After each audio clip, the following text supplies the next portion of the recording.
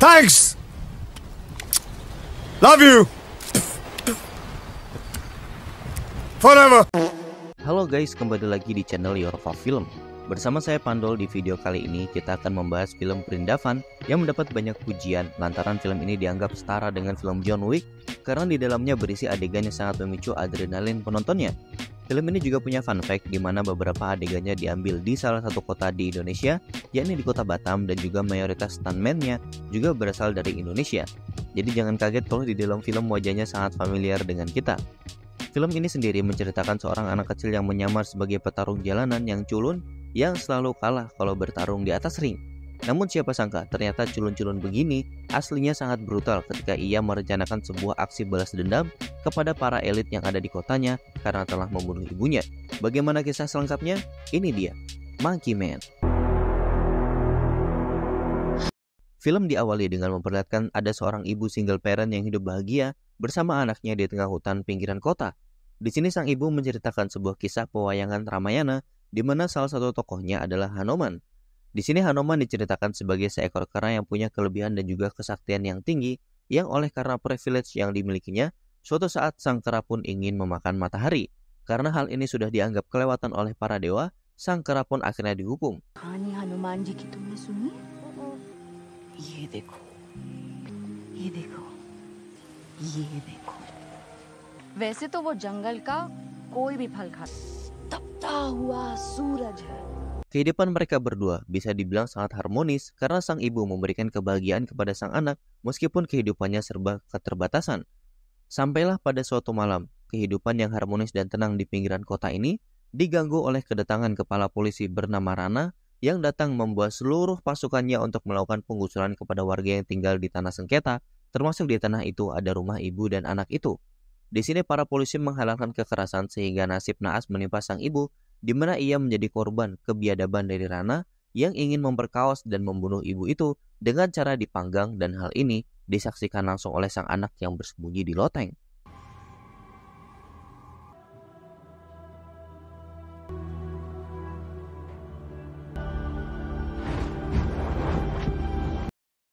Melihat ibunya terbakar, sang anak mencoba menolong, namun sayang hal ini malah membuat tangannya melepuh dan meleleh sehingga anak itu pun tidak kuat dan akhirnya ia gagal menolong ibunya.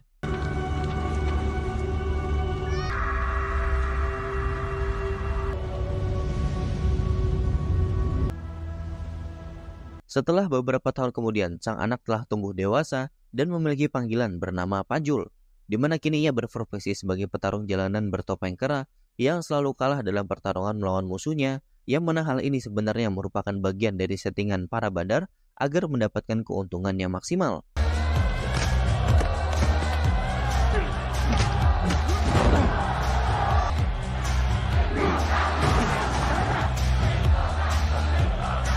Scene pun berganti dengan memperkenalkan kita pada seorang pria tua bernama Baba Sakti yang dikenal sebagai tokoh masyarakat yang religius, alim, sederhana, dan rajin menyuarakan tentang kesetaraan dan juga hak asasi manusia. Namun di balik ini semua, ia sebenarnya merupakan sosok yang penuh dengan kemunafikan karena Baba Sakti sendiri suka bergaul dengan politisi, orang yang berkuasa, ketua umum parpol, pengusaha, dan sebagainya. Scene lalu berganti ke Panjul, di mana suatu hari ia mulai melaksanakan rencana balas dendamnya dengan membayar sekelompok pencuri kecil di tengah kota yang diminta untuk mencuri dompet dari seorang bos wanita pemilik klub dan juga tempat hiburan elit bernama Queenie. Run, run, jump, jump, run, run, run, gun with the drum. Doing it for fun. Give him a little bit and he'll get it down my back. Couple mad please come with a blitz. Look at this cat kid like I'm finna trunk my city. Go dumb, dumb, dumb, dumb. 151. Doing it for fun. Give him a little bit and he'll get it. Setelah berhasil mendapatkan tasnya, Panjul pun mendatangi Queenie dan mengaku bahwa ia mendapatkan tas itu di sekitar kafe tempat Queenie biasa nongki dari sekelompok pencuri kecil. Queenie lalu dengan juteknya membalas kebaikan Panjul dengan memberikan uang, namun Panjul menolaknya. Panjul justru meminta sebuah pekerjaan bahkan yang berat sekalipun tidak apa-apa dan berjanji ia tidak akan pernah mengeluh menjalankan pekerjaan itu. Take this. What I need is a job. Tak lama kemudian, Panjul pun diterima kerja di tempat Queenie sebagai tukang cuci piring. Di sini kita juga diperkenalkan dengan tangan kanan Queenie yang bertugas untuk menjalankan bisnis haramnya bernama Muji. Muji inilah yang menjadi partner Panjul dalam melaksanakan misi balas dendamnya. Selesai bekerja, Panjul mendatangi sebuah toko Madura di mana ketika disebutkan sebuah kata-kata khusus, si penjaga toko pun meminta anaknya untuk mengantarkan Panjul ke sebuah tempat di mana ketika Panjul masuk ke situ, rupanya tempat itu adalah tempat penjualan berbagai jenis senjata api ilegal. You like John Wick? Because this just came in. The TTI. Di sini Panjul membeli sebuah pistol revolver karena ia membutuhkan pistol yang kecil dan juga efisien untuk digunakan dalam menjalankan misi balas dendamnya. 38 caliber revolver. Close is good. Pada keesokannya, Panjul yang sedang bekerja tak sengaja melihat Mbak Elsie yang sedang dimarahi oleh Queenie. Di sini ia menyadari betapa kuatnya pengaruh Muji karena berhasil membujuk Queenie untuk meredam amarahnya kepada Mbak Elsie tadi. Setelah Muji keluar dari ruangan kini, Panjul pun bermaksud mendatangi Muji untuk meminta bantuan, di mana Panjul akan membuat Muji kaya raya dalam seketika dengan cara menyuruh Muji bertaruh kepada lawan dari petinju kera di sebuah pertarungan jalanan dan sebagai imbalannya, Panjul hanya minta pindah posisi menjadi seorang pramusaji. Want to make some money? Guaranteed. Come to this place tonight. Bet on Khan and make a killing. What's in it for you? I want a promotion. Tepat di tengah malam, Muji mendatangi tempat pertarungan jalanan di mana ia bertaruh ke musuh petinju kera dan mendapatkan keuntungan yang besar lantaran Panjul yang menjadi petinju kera sengaja mengalah agar bisa mencapai tujuannya.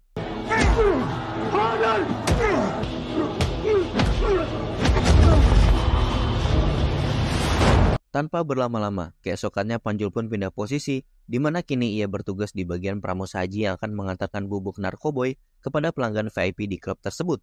Di sini Panjul dikenalkan oleh Muji latar belakang dari berbagai pelanggan yang datang, seperti ada yang dari badan perpajakan, kepala kejaksaan, ada selebgram, ada pengusaha, ada elit global di mana semuanya berkumpul di klub ini untuk bersenang-senang. Panjul pun diberitahu bahwa ada satu orang VIP lagi, namun dia tak datang saat ini, yakni kepala kepolisian kota yang tak lain dan tak bukan adalah Rana. Karena Panjul dan Muji semakin akrab, maka sepulang kerja, Muji menunjukkan kepada Panjul hasil pencapaiannya selama bekerja di klub itu dengan mengajak Panjul untuk healing tipis-tipis di tengah kota pada malam hari menggunakan sports car-nya yang diberi nama Sexy Boy. Big bumper, nice headlights.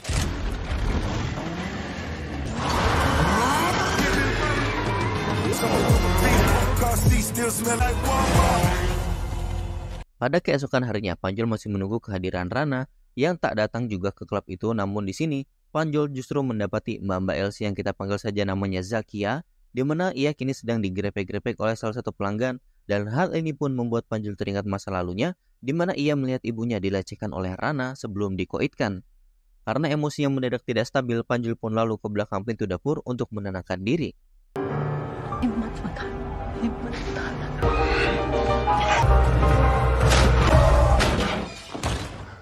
Saat sedang menenangkan diri, Panjul didatangi oleh seekor anjing jalanan yang kelaparan, sehingga Panjul yang merasa kasihan pun memberikan anjing itu makan dari tempat sampah. Tak lama kemudian muncullah Zakia yang mendatangi Panjul karena mau ikut cari angin segar.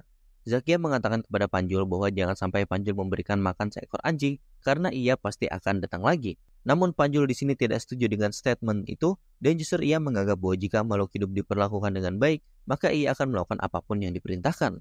Stop feeding that dog and keep coming back expecting more.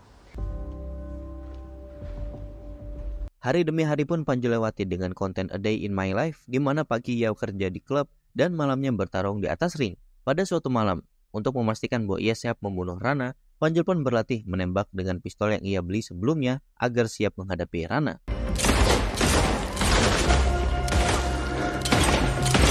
Pada suatu malam, Rana pun akhirnya datang ke klub. Panjul dengan cerdiknya menyelipkan pistol yang ia miliki dengan menggunakan anjing jalanan yang sering ia beri makan.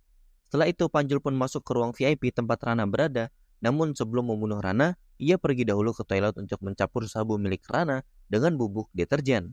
Ketika Panjul di dalam toilet, disinilah kita diperlihatkan bagaimana perangai buruk Rana, di mana ia merendahkan Muji yang bertugas sebagai pengantar narkoboy dan memintanya untuk bersujud di depannya.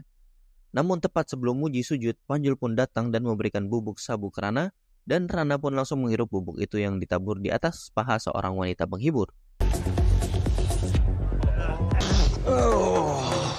Selesai menikmati sabu yang diberikan oleh Panjul, hidung Rana tiba-tiba langsung memisan dan ia pun segera membilas hidungnya di toilet. Kesempatan inilah yang digunakan Panjul untuk membalas dendamnya kepada Rana dengan mau menembaknya. Namun di saat tinggal menekan pelatuk, salah seorang anak buah Rana keluar dari bilik toilet yang membuat Panjul gagal menghabisi Rana dan mereka berdua pun akhirnya bertarung di toilet.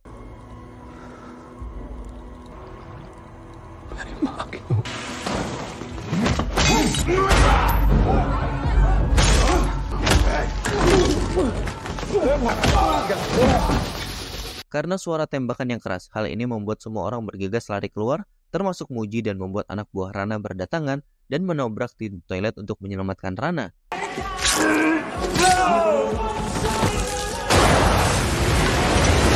Saat situasi mulai tidak menguntungkan, Panjul memilih untuk kabur lewat tangga darurat.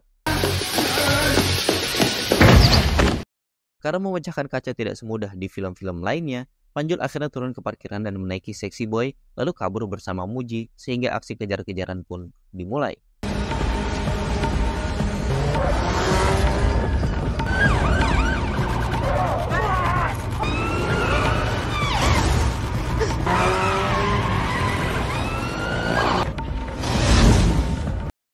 Aksi kejar-kejaran ini berakhir karena ada seorang anak kecil yang tiba-tiba muncul di tengah jalan yang membuat Panjul hilang kendali dan terjatuh.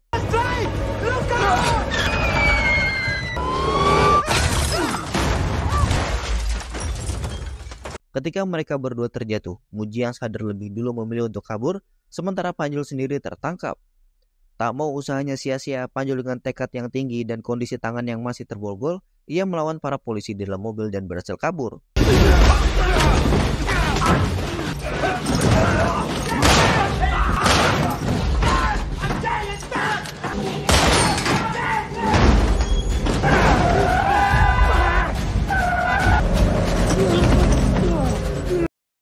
Panjul pun terus berlari sampailah ia ke area lokalisasi lokal dengan para polisi yang terus mengejarnya, dan hal ini membuat preman yang menjaga tempat itu marah.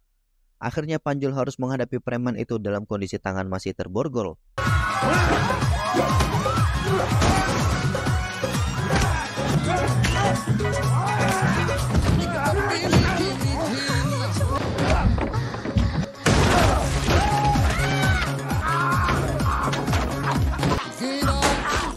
Selesai urusan dengan preman, Panjul loncat ke atas loteng hingga akhirnya ia dilumpuhkan oleh seorang sniper yang membuatnya jatuh dan hanyut ke dalam sungai.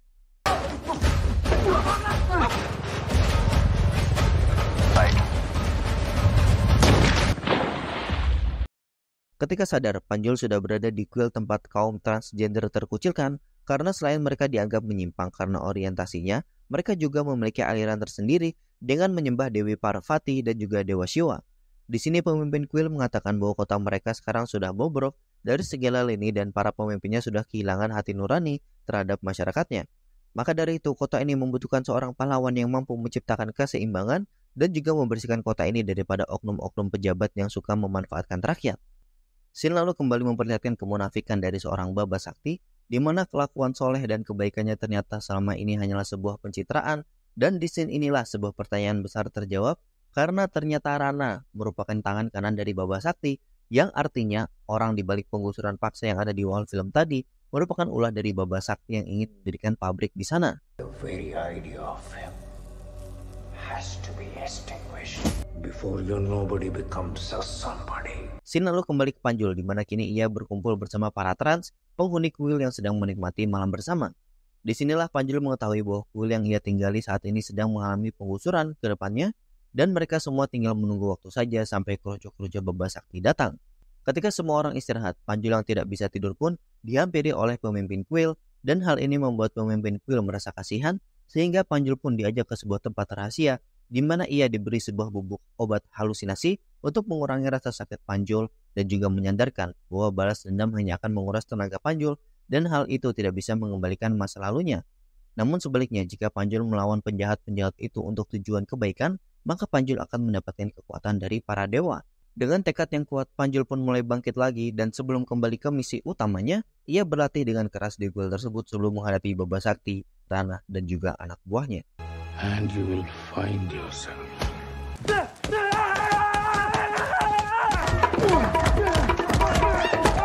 Scene lalu berganti memberikan Baba Sakti yang menghadiri sebuah acara kampanye di musim pilkada, di mana ia meminta pendukungnya untuk mencoblos orang di sampingnya yang tak lain dan tak bukan adalah teman dari Baba Sakti sendiri, sehingga apabila ia terpilih maka privilege besar akan diterima oleh Baba Sakti. I'm nothing. I didn't choose this path. Change never comes without a fight.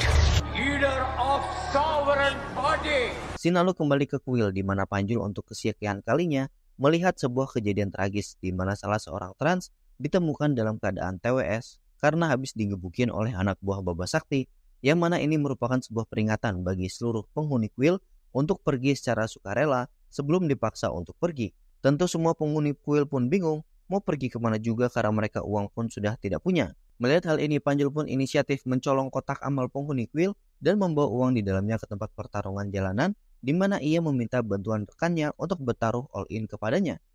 Berbeda dari pertarungan sebelumnya, Panjul kini tidak mau mengalah lagi, sehingga ia membuat lawannya yang biasa menang di atas ring harus KO dalam sekali tendangan. Bandar yang tidak mau rugi pun menyuruh salah seorang petarung andalannya untuk melawan Panjul, bahkan kalau bisa membuat Panjul tewas sekalian. Namun lagi-lagi Panjul menunjukkan keahlian yang sebenarnya dan membuat lawannya juga KO dalam waktu yang singkat saja.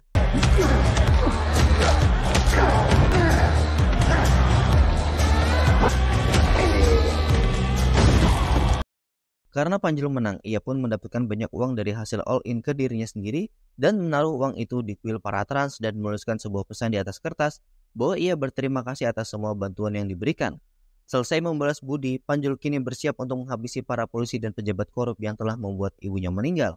Di sisi lain, Baba Sakti yang sedang merayakan kemenangan quick count partainya pun berkumpul di tempat ini dan Panjul pun akhirnya masuk ke klub tersebut setelah memberi tinju Aldos 500 tak dan menyuruh semua yang ada di dapur untuk pergi.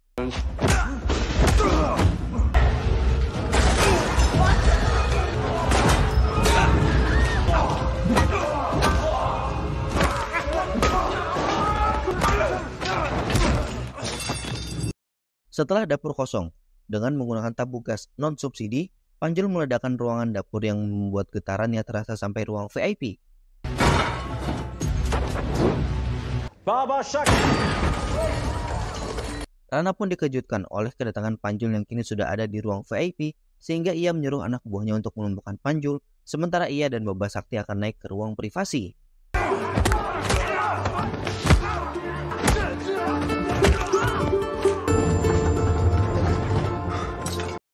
Saat anak buah Rana semakin banyak berdatangan dan mengepung Panjul, tiba-tiba muncul pemimpin kuil bersama anggotanya datang untuk membantu Panjul menghadapi anak buah Rana.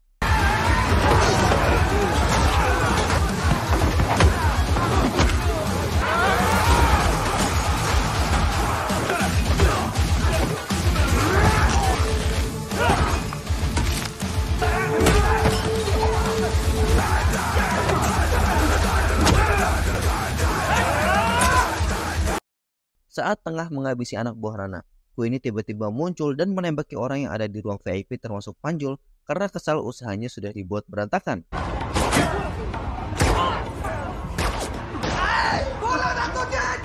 Saat Queenie hampir menembak Panjul dari dekat, tiba-tiba Zakia muncul memukul Queenie dari belakang dengan nampan besi.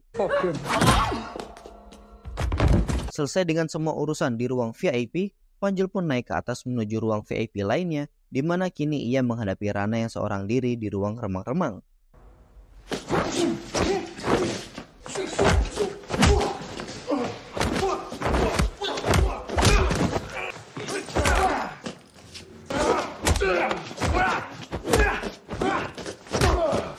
Berbeda dengan sebelumnya di mana Panjul dulu sering kalah bertarung, kini Panjul semakin jauh lebih OP karena berlatih di kuil dan dapat dengan mudah menteweskan Rana.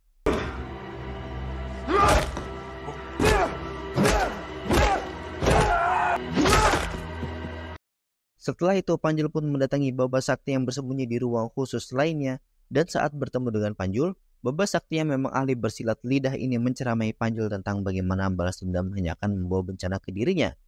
Dan liciknya, tepat saat Panjul lengah, Baba Sakti justru menyerang lebih dulu.